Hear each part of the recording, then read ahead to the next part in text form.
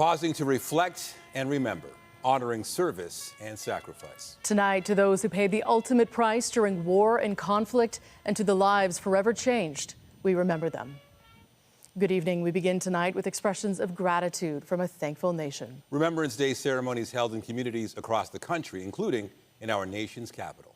But we begin at the old City Hall Cenotaph in Toronto, and CTV's Scott Lightfoot. Scott.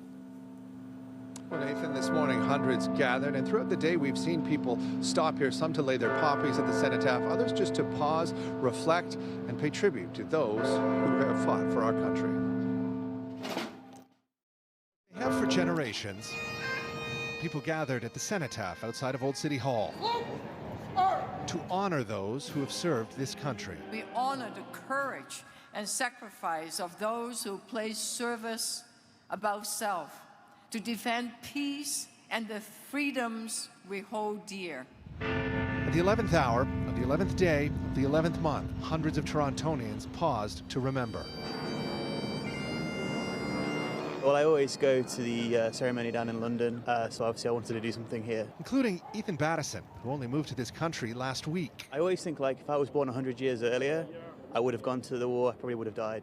And I just think that's, like, kind of crazy when I think about that. So I always like to go try and remember the sacrifice people made. Among the crowd, dozens of service members, past and present. The final wreath today is being laid to mark 10 years since the end of Canada's role in the NATO mission in Afghanistan. The final wreath laid by the mother of Corporal Matthew McCulley, a Toronto native who was killed while serving in Afghanistan. And when the last post is played, I just pause and reflect on all those friends that I've lost in service, either be it training, actually in Afghanistan through hardship, or just hardship of coming home and not unable to cope. So that's what today means to me. Chief Warrant Officer Anthony Jones has 38 years of service in the Canadian Forces. This was taken under my arm after I got injured in Afghanistan. He carries with him more than just memories of his service. In his pocket, he keeps a piece of the rocket-propelled grenade that left him with life-altering injuries. On this day, he remembers those with whom he served. As I get older, it becomes a bit more emotional because I think of all those, young Canadians who just said, there's something going on in Afghanistan, I want to join, I want to serve my country, I want to serve my community. And some of them just want to do one contract, which is 3 years, but they went into harm's way and never come home. So now they can't tell their story. So now it's passed to us to tell their story. Speaking of those stories, as I mentioned, people have been stopping by the cenotaph all day. We've also seen people stopping along Queen Street. There's a lot of construction hoarding here for the new subway that's going in, and the city has put up a very large timeline that actually wraps around this hoarding. It's essentially a timeline of the involvement of Torontonians and Canadians since the beginning of the First World War until present day. Reporting live downtown, I'm Scott Lightfoot. Nathan, back to you. All right, thank you, Scott. At Queen's Park, wreaths were laid at the Ontario Veterans Memorial. The Premier and Lieutenant Governor among the dignitaries paying tribute. CTV's Mike Walker reports. The thunderous sound of a 21-gun salute echoed over Queen's Park as hundreds stood in silence at the Veterans Memorial to reflect and honor the sacrifices made by so many. My grandfather served in the First World War, and I've got several uncles that served in Korea, and my brothers, my two sisters, myself, all served. The Premier and Lieutenant Governor paying tribute to all the men and women who served our country. We honor the soldiers, the heroes that never returned home, whose lives were given in service to safeguard our nation. While commemorating the 110th anniversary of the start of the First World War, the 80th anniversary of D-Day, and the 10th anniversary of Canada's withdrawal from Afghanistan. Anniversaries are not just about the past or the simple marking of time. They invite us to reflect on how the past and present are intertwined. Canada's most decorated veteran, Major General Richard Romer, vividly remembers D-Day. He flew in 135 combat missions as a reconnaissance fighter pilot during the Second World War. I got shot at during each of the 135 missions. It's far too long. A poignant moment as the 100-year-old and honorary Lieutenant General of the Armed Forces laid one of the many wreaths at the very memorial he helped establish. I think about the overall recognition of the countless people who died defending the country. But also there are certain individuals that I lost when they were flying with me, by enemy action particularly. Bring them up in my mind, their images and their voices. The somber service ending with a fly past, the public then lining up to pin their poppies on the wreaths as a lasting tribute. We have freedom here, liberty. We want to maintain that, and our departeds who fought for that. I don't think we should ever take anything for granted. Vowing to never forget. Mike Walker, CTV News.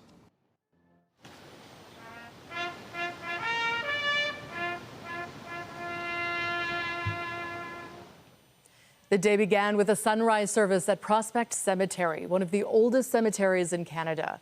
A small crowd gathered at the Cross of the Sacrifice to lay wreaths in honor of the fallen.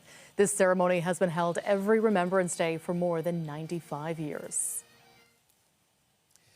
And residents at Sunnybrook Hospital awoke to see 30,000 Canadian flags planted on the front lawn this morning. Operation Raise a Flag has become a Remembrance Day tradition in Toronto, a special show of gratitude to the people who live at the Veterans Hospital. The sea of red and white, it gets you where it's very emotional. It's a beautiful sight. Yeah. It's wonderful just as watching the little kids putting the flags in the ground. It's really beautiful. The campaign also raises money to support, improve, and expand services at the Veterans Centre, including cognitive, mental health, and stroke care. And our Remembrance Day coverage continues a little later this hour. We take you to the capital for the largest ceremony in the country and to a school here in Toronto, marking the day with a touching tribute. But first, we turn to the path of destruction from a powerful and rare November storm. Tonight, officials have confirmed that they believe a tornado touched down in Fergus, Ontario. CTV's Janice Golding joins us live with the details. Janice. Hi, Natalie. Yes, at this point, we haven't heard of any injuries. However, as you mentioned, a small tornado did touch down in Fergus, Ontario, but a 2-hour drive away from Toronto, leaving behind a swath of destruction. The storm lashed the Waterloo region, Guelph and Wellington County around 10 p.m. last night. All of a sudden, literally, it just broke loose. Like, it went from 30-kilometer-hour winds to like 100. And it was just pouring, and there was ice that was mixed in it. The fierce winds downing trees and causing property damage, including here at Jay Price's home in Fergus. We were sitting watching TV, and all of a sudden you could hear the thunder, and then the wind just picked up, and it was probably the strongest wind I've ever seen in my life, and it just whipped right through. Today, Price was hard at work trying to remove a tree that fell on his roof right above his son's bedroom. He came into our room saying that it came down, but he didn't say anything about feeling it, I think he was just more taken aback. Crews from Centre Wellington Fire Rescue responded to several calls overnight. By all accounts, it sounds like it's fared well. We were out twice last night to a fire alarm, as well as we were down to some wires down due to trees that came down. Weather experts say a tornado debris signature could be seen on radar, with Weather Canada issuing a tornado warning for the Caledon area just before 11 last night. Today, the Northern Tornadoes Project sent a survey team to Fergus to investigate potential tornado activity. What they're looking for is a long, narrow path of damage. Confirming this afternoon that an EF0 tornado had touched down. That's the weakest on the rating scale, with winds between 90 and 130 kilometers per hour. These are the dangerous ones, the ones that at night, the ones wrapped in rain. Hard to see, hard to for someone to take action once they see that. But I think everybody heard that coming. The roar of the wind initially, and then the tornado in behind. According to the Weather Network, tornadoes this late in the year are very rare in Ontario. It was probably the weirdest thing I've been a part of in my life, and it was just kind of one of those things. It was almost surreal. Yeah, you were kind of like, you weren't sure what was happening. So uncommon, in fact, that many, like Jay Price, were completely caught off guard. Now, weather experts say there have only been 4 tornadoes that have touched down in the province of Ontario in the month of November. The last time it happened, the first time it occurred was in Hamilton in 2005. Reporting live, I'm Janice Golding. Now back to Nathan. All right, thank you, Janice. Well, looking at the conditions here, no major issues. Temperatures are dipping tonight. And don't expect double-digit highs for a few days. So a jacket and even a hat and gloves might be a good idea for tomorrow, especially for the kids heading to school. And Jess, it seems the rain is behind us. We have seen the bulk of it push past. So the picture behind me shows us the past 3 hours. So we head into the rest of our evening, holding on to the chance of showers, but really the bulk of it has pushed its way a little bit further east. And anytime severe warnings pop up in your area, whether that's for a storm or a tornado, take shelter immediately and just plan accordingly when it comes to safety and getting yourself into a good position. Temperature-wise, it is cooler as we head in towards the end of our day, and we will trend a little below seasonal as we head in towards the middle of the week. So as you get ready for the day tomorrow, yes, it comes with more sunshine, but we have a breezy northerly flow to that wind, so it'll be chilly. Sweater weather has returned. As we make our way through the islands right now, we're sitting at 8, still some showers out there. Through Pearson, though, things have dried off. Tonight, we're sitting just around seasonal, but it is windy and it is cool. Coming up, I'll have a full look at your long-range forecast. Right now, it's back over to Nathan and Natalie. All right, thank you, Jess. A brand new fan experience is coming to Scotiabank Arena. A close look at the Raptors and the Leafs like never before. It comes with increased access, people getting to go places only players were previously allowed to go to. CTV's John Musselman got a sneak peek. Starting tomorrow, Leaf fans and Raptors fans can get a whole lot closer to the teams they love. Access right inside the locker rooms. You can sit in Mitch Marner's stall or walk down the hall and see where Scotty Barnes and his teammates prepare for an NBA game. This building was it started in 1940 as the Canada Post Terminal. This is all part of a new experience, daily tours inside the Scotiabank Arena, to give fans and tourists alike an intimate glimpse behind the scenes. It's really just about providing access, letting more fans come in and see this venue and our teams. I think, not as many people as we would like to get in and actually come and experience a game. So we figured we'd open our doors and provide other avenues for our fans to get in this building. The tours will be offered daily from 10 to 4, starting at $25 each. You'll be guided through all areas of this building, including the famous Foster Hewitt broadcast gondola, perched high above the ice. Foster Hewitt created this sense that the Leafs were Canada's team. Down below, you could walk the corridors of the executive suites on the 200 level. Some places remain off limits, though, like Drake's exclusive lounge. But you will see the added restaurants and lounges, including the famous Hot Stove Lounge. If you have a ticket to a game, you can book a reservation for steak dinner here.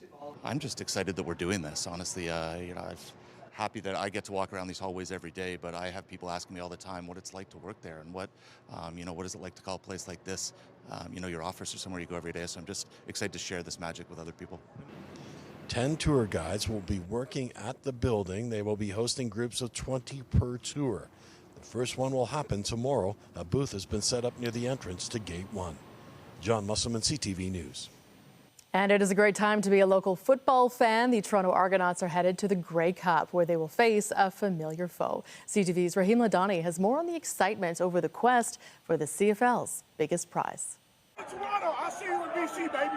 For the second time in 3 years, the Toronto Argonauts are in the Grey Cup.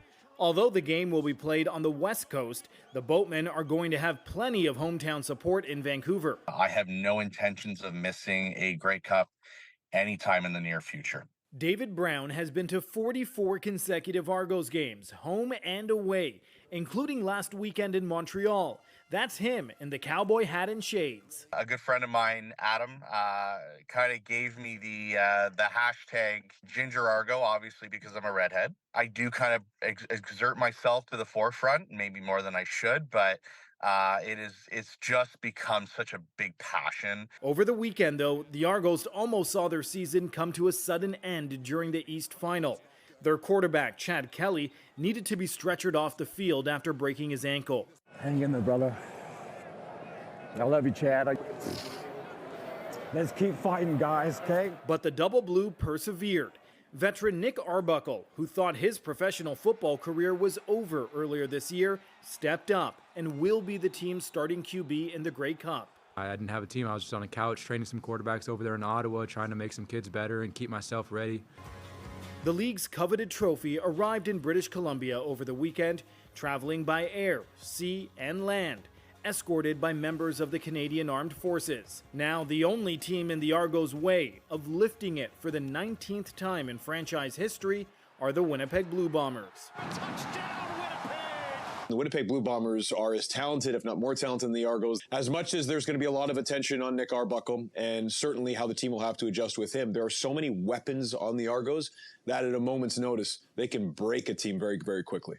This is the 5th straight Grey Cup appearance for the Bombers, and it's also a 2022 rematch when the Argos beat them. And if you ask Brown, history will repeat itself. We're going to take it. I think our group wants it more. A bold prediction. Canadians will watch to see if it plays out on Sunday. Raheem Ladani, CTV News. In Hamilton, an investigation is underway into how 2 buildings partially collapsed this morning. Thankfully, no injuries were reported, but the damage was significant. Parts of the building reduced to piles of rubble. Police were called to the scene near King and James around 6 a.m. Investigators say the heritage buildings were vacant at the time. The cause of the collapse remains under investigation, but one Hamilton City Councilor claimed on social media it was the result of neglect by the owners. In Mark, emergency crews responded to a 3-vehicle crash this afternoon involving a school bus. It happened at Woodbine Avenue and Hillmount Road. York Regional Police tell CTV News there were children on board the bus at the time, but they were not hurt. The driver of one of the other vehicles did have to be taken to hospital, though with serious injuries. The intersection has been closed while police investigate. In Toronto, a man is in hospital recovering after he was stabbed downtown. Police were called to Dundas and Bay over the noon hour, where they found a man believed to be in his 40s suffering from stab wounds. He was taken to hospital with serious but non-life-threatening injuries. Police have not given any information about possible suspects. We have more now on this day of reverence, respect, and gratitude. Remembrance Day ceremonies were held across the country. The largest took place in Ottawa, where hundreds gathered to honor the courage and sacrifice of Canadians who served this country so gallantly. CTV's Judy Trin has the details. By the hundreds, Canada's veterans marched to the National War Memorial. Their experiences in combat zones and peacekeeping missions etched on their faces. They shall grow not old, as we that are left grow old. Age shall not weary them, nor the years condemn.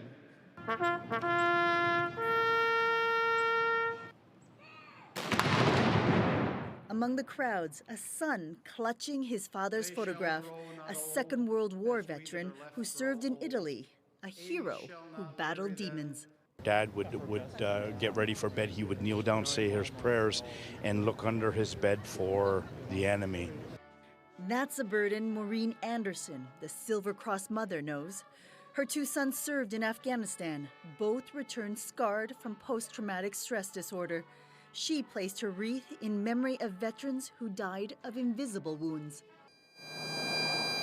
35,000 people watched the nation's leaders honor the men and women who sacrificed their lives, including a teenager who wants to enlist as soon as he comes of age. I want to join the military for a future, to support our future for our next generation, to be there to help other countries.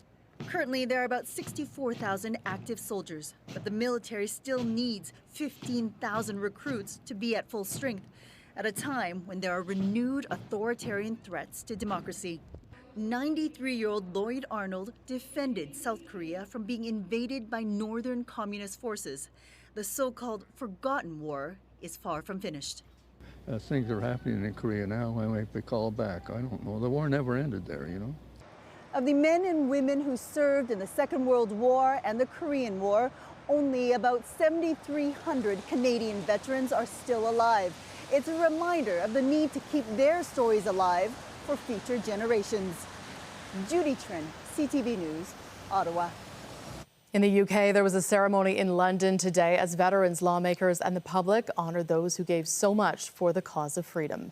A 2-minute moment of silence was held at one of the ceremonies that took place in the United Kingdom on Armistice Day. Yesterday was Remembrance Sunday in Britain, when the monarch leads a ceremony in which wreaths are placed at the cenotaph. The service is held on the second Sunday of November to mark the signing of the armistice to end the First World War in 1918. In Paris, an Armistice Day ceremony was held at the Tomb of the Unknown Soldier at the Arc de Triomphe.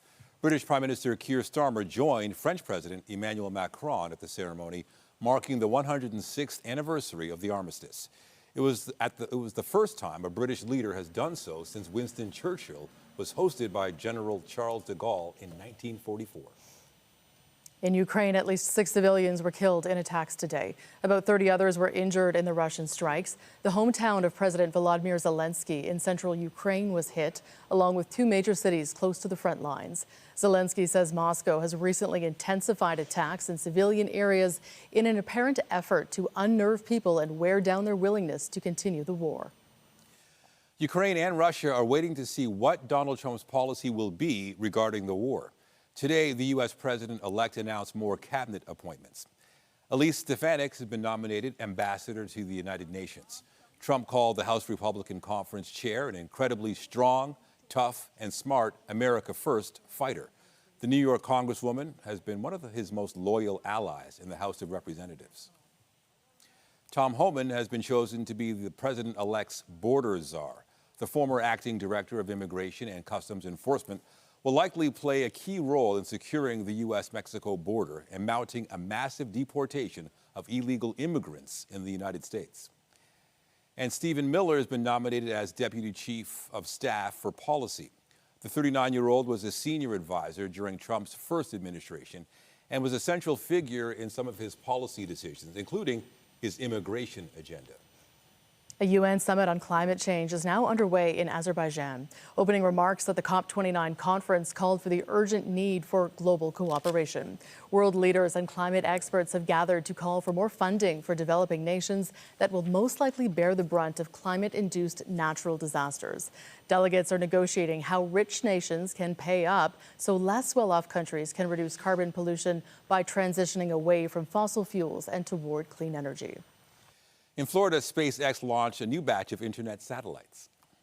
3, 2, 1, ignition, and launch. Go Falcon, go Korea. A Falcon 9 rocket lifted off from Cape Canaveral this afternoon, carrying 24 Starlink satellites.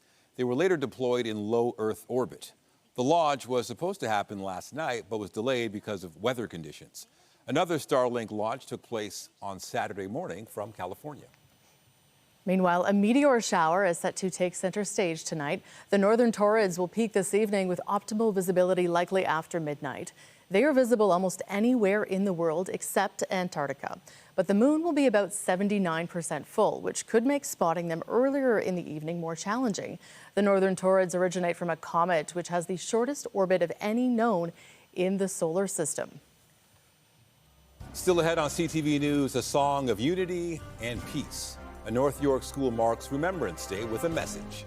The TDSB tribute coming up. And I'm Pat Foran. Coming up on Consumer Alert, we've done stories on romance scams before, but they continue to be a major problem for many Canadians. A Brampton woman says she was just scammed out of $230,000. I'll have that story. That's just ahead. Not much of a hot spot, but today Windsor topped out at 13.9 degrees. And as we head in towards the rest of the week, we are trending much closer to seasonal. Coming up, I'll have your full forecast. And stay with us. We have another full night of great shows for you right here on CTV. Romance scams remain a huge problem for many Canadians, with victims losing more than $52 million to criminals last year alone. Scammers search for unsuspecting people on social media sites like Facebook, trying to start friendships before asking for money. Here's Pat Foran in Consumer Alert. Pat. Natalie and Nathan, a Brampton woman was on Facebook when she got a friend request. She spoke with a man online who sent her roses and claimed he wanted to meet her. But in the end, he only wanted her money, and she was scammed out of $230,000. A woman we'll call Ann says she was on Facebook when a man contacted her saying he wanted to strike up a friendship. He just said he was looking for a friend, and I've seen a very nice person, and he was always telling me, I sound genuine, and he would really like to be my friend. He would come to Canada and visit me. Ann asked us not to identify her as she's embarrassed after losing her life savings. Over the course of a year, the man said he needed to borrow money, but that he'd pay it back because he was working in Texas and expecting a large check. He was going to get $5.6 million, and it was a 6 month contract, so if I would help him. At first, Anne refused to send the money, but he sent her roses and eventually talked her into it. Over time, she became concerned when she realized she had given a man she had never met all her money. Over a space of like 1 year, he borrowed all my savings, over $200,000. In the end, Anne was scammed out of $230,000. He fell in love with me when he seen my picture. Last month, we had a similar story of a romance scam. Elaine Harnham met a man on Facebook and ended up being scammed out of $20,000. He seemed so nice and he wanted to come here to meet me. Cybersecurity experts say scammers are searching for lonely people online. They start friendships, claim they need money they promise to pay back, and have excuses why they can't meet in person. Once victims send money, it's almost impossible to retrieve it. Anne says she's humiliated. She gave her life savings to a complete stranger. I'm very hurt. And, I could have been doing so much with my money, but it's gone. And if you have friends or family members who use Facebook, they should know about these romance scams. Don't accept friend requests from people you don't know, and never send money to someone you've never met, no matter how convincing they may seem to be. On your side, I'm Pat Foran. If you have a consumer story idea, email us at alert@ctv.ca. Well, we were spoiled for a long time. A lot of double-digit temperatures, a lot of warm days, well above seasonal, but not today, not this week. It's time for the hat and the gloves. The cool down is coming. Listen, I said it earlier. Before Santa Claus can come to town, Taylor Swift has to come to town, and we're all watching that forecast. But we trend a little below seasonal as we head in towards that kind of midpoint of the week. So layers are going to be key in whatever fit you put on as you prepare. Whether you're going or not, the week ahead is going to be significantly cooler. Now, we have been so much above seasonal, so far above seasonal, that this feels freezing in comparison, but we're finally just where we should be. We're holding on to cloud cover as we kind of get through the rest of our day today. We saw those showers off and on this afternoon, and that tornado that was confirmed that made its way through Fergus yesterday. We are done with the severe weather for now, but anytime a storm warning pops up in your area, please take it seriously because it has the right conditions for it to become severe. Today, though, a much different story, and as we wrap up our Monday, we're getting out of the rain, we're getting back into the sunshine, but it is going to be cool. Temperature-wise right now, we're sitting at 7. We're at 10 through Windsor, the same through Trenton, Ottawa, but we're starting to see those negative temperatures creep into the forecast tonight. We'll sit at 3. We should be at 2. We're still watching for the chance of maybe a light drizzle, but the bulk of it pushes east.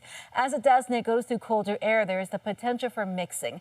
Not likely snow or anything that will accumulate on the ground, but you'll notice it in the air. The good news for the GTA, we're still a ways away from the wintry type weather. Into the day tomorrow, lots of sunshine out there, but the breezy wind we had today continues into the day tomorrow, changing direction slightly, but not to a warmer one. So we are holding on to temperatures just shy of seasonal, almost right across the board. Now, we saw those showers kind of off and on throughout the afternoon today. The bulk of that system pushes out. Behind it, high pressure. We will see beautiful sunshine as we head into the day tomorrow through our Wednesday. But again, it is going to be a little cool. So getting yourself ready for work, the kiddos ready for school, layers are going to be important. As we head through the rest of our evening, again, the bulk of that rain pushes out. We see the cloud cover lingering. Tomorrow, though, you'll need your sunglasses, nice and bright, but it is going to be windy. Those winds out of the north, gusts between 40 and 50 kilometers an hour. Into Wednesday, we start off with sunshine, and then as we head in towards the afternoon, the cloud cover comes first. We are watching for another round of rain. Right now, the bulk of it kind of parking itself in Etobicoke before it gets to us on Thursday. So we're likely to stay fairly dry as we head in towards Thursday for the beginning of the Eras Tour here in the city of Toronto, but we're still watching for that threat of rain. We'll keep a close eye on it. Temperature-wise, we slowly get a little bit warmer as we head throughout the week, not by much, but hey, every degree counts this time of year.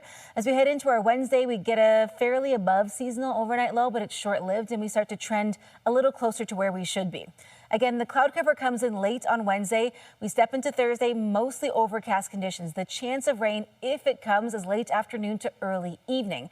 We're watching it closely right now. The bulk of that system stops again at Etobicoke. So we'll keep a close eye on it because I know a lot of folks coming from literally all over the world are watching that forecast. As we head in towards the rest of the week, for the rest of the shows, as we head in towards it, we're looking at a fairly dry and sunny forecast, back into the double digits, barely, but it counts as we head into our Friday, Sunday, and Monday. So as we step in towards the middle of the month, although it's still above seasonal for a few days, we're kind of hovering back to where we should be for this time of year. Natalie, I'll send things back to you. Okay, thanks, Jess. Thanks.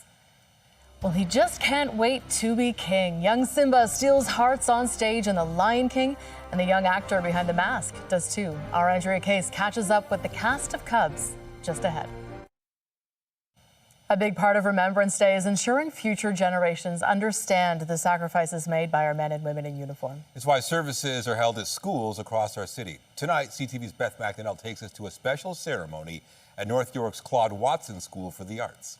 Remembrance Day at Claude Watson School for the Arts culminated with two songs, Dream a Dream and A Round of Goodbyes. Dream a Dream, it's like a song that you're dreaming of a peaceful world. And A Round of Goodbyes is, in my opinion, it's like I'm saying goodbye to a soldier that goes off to war and hopefully I will see them again. Grade 6 student Talia Shami is one of 300 students between grade 4 and grade 8 who sang the songs as part of the ceremony marking November 11th.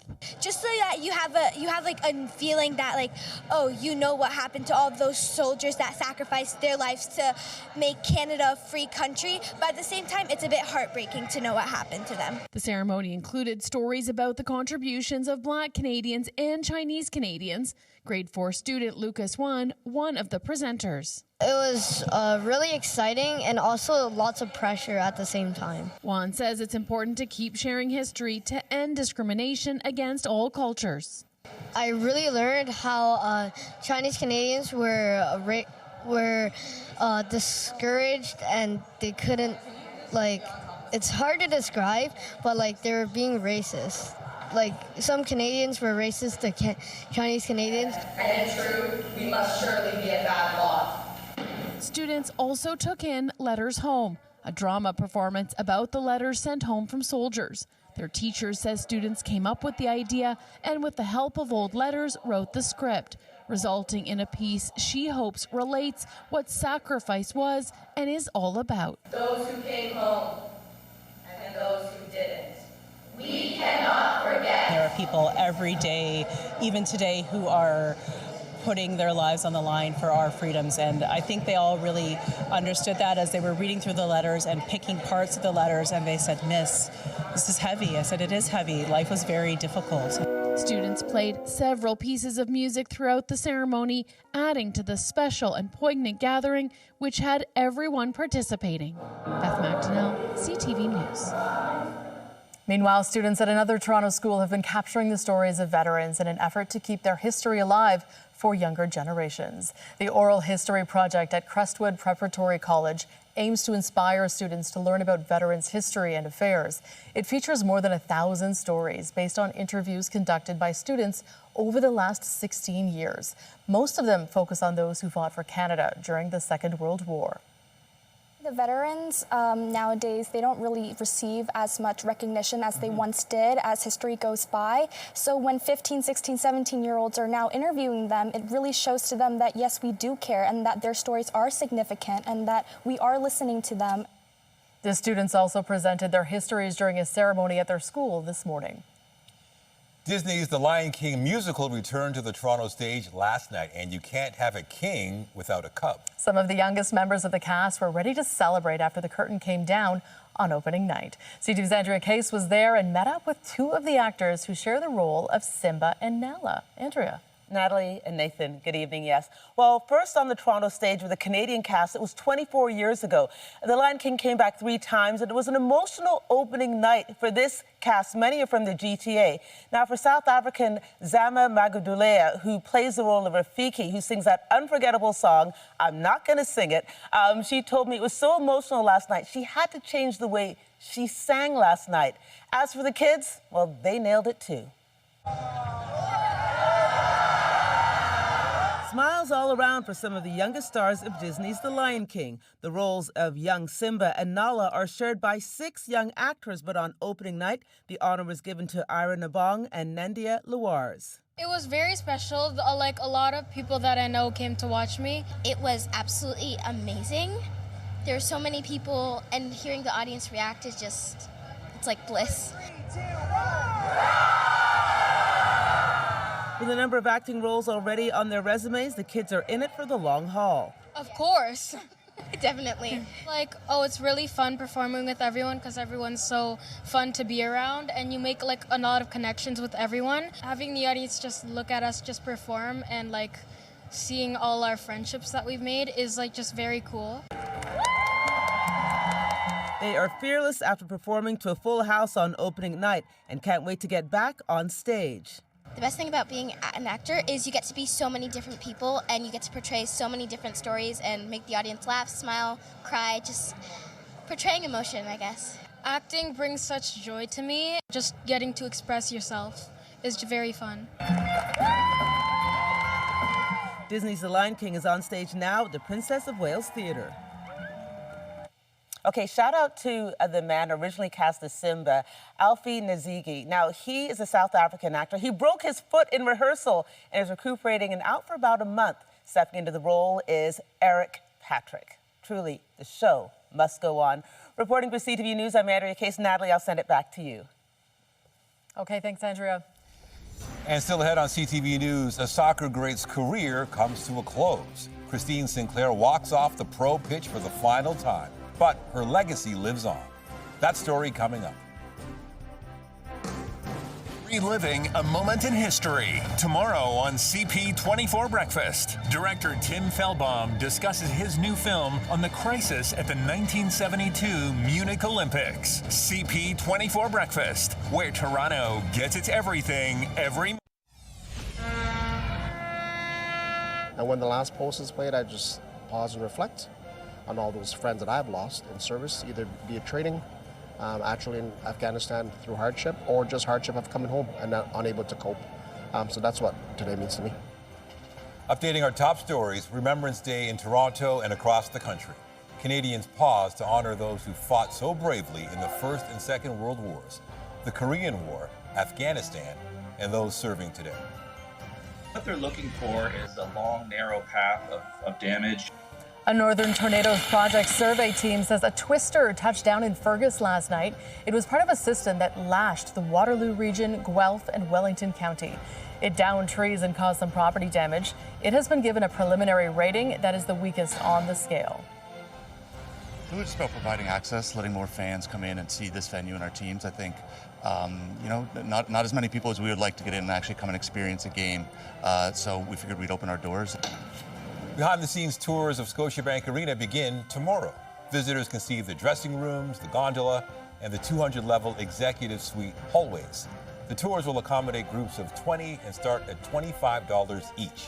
They'll be available from 10 a.m. to 4 p.m.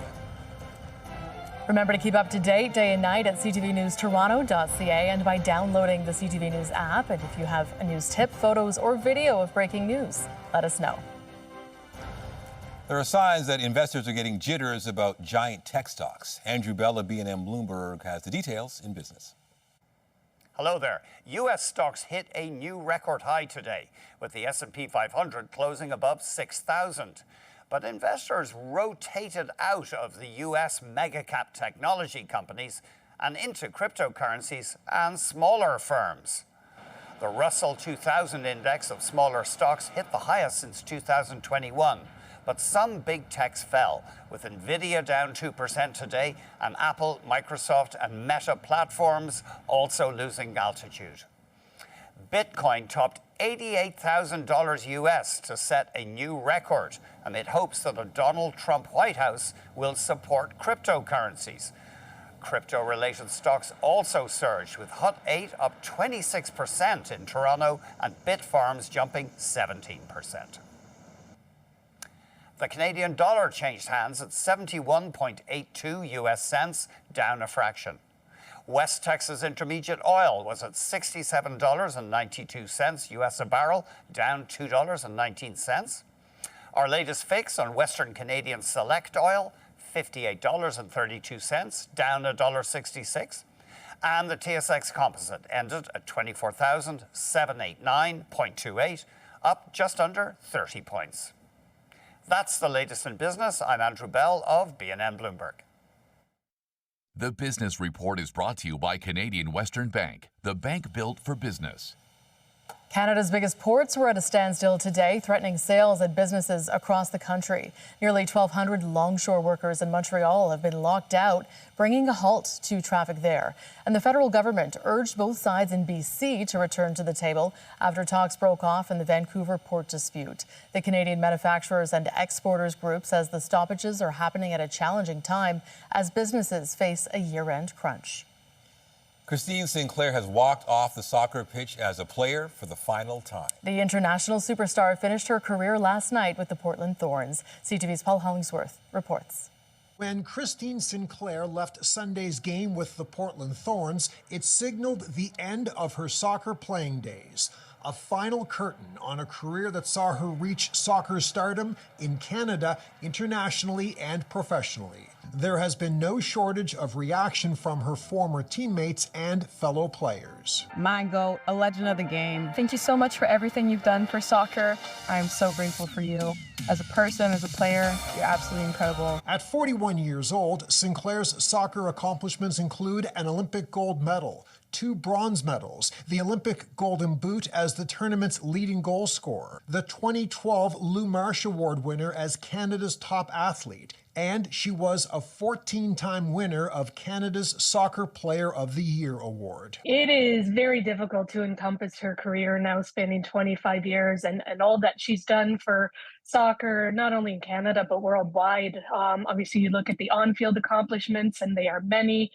What stands out is the 3 Olympic medals. During her decade-long stint with Portland, Sinclair led her team to 3 National Women's Soccer League titles. At the peak of her career, the former Team Canada captain was such a household name, she had a Barbie doll modeled after her. I first saw it, I was like, holy moly, that's me. A fitting tribute for a true international icon and Canadian soccer hero. Paul Hollingsworth, CTV News, Halifax. The Toronto Raptors continued their road trip last night against the Lakers. Here's Barrett. Got numbers. 4 on 3. RJ high off the window. Plus the foul.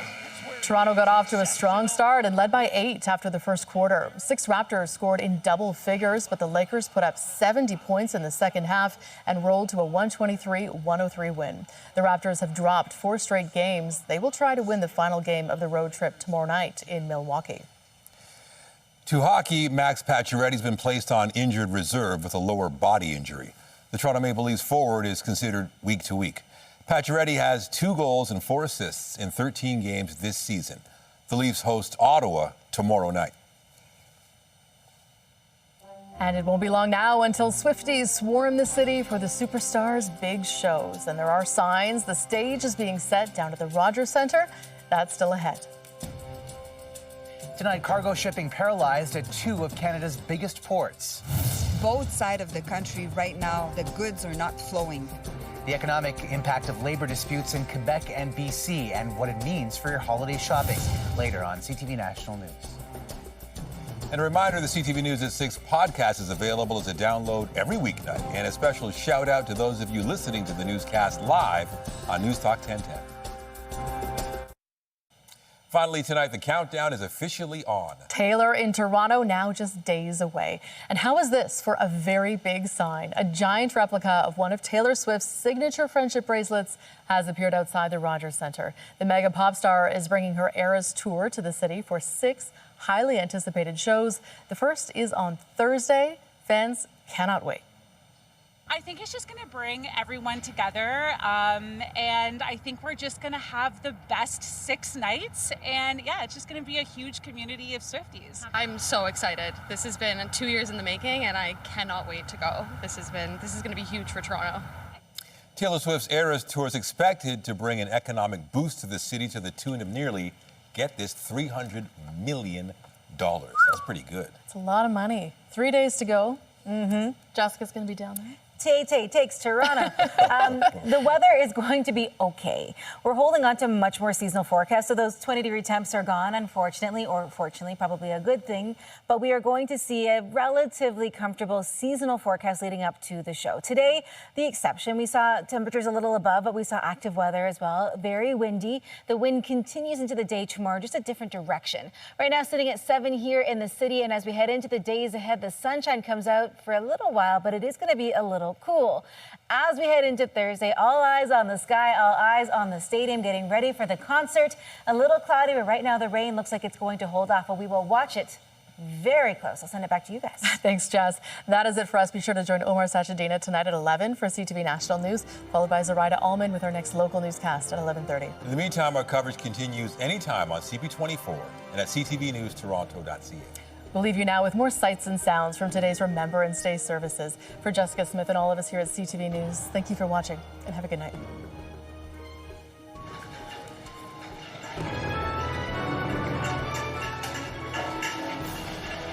Unbreakable we stand. Prime Minister.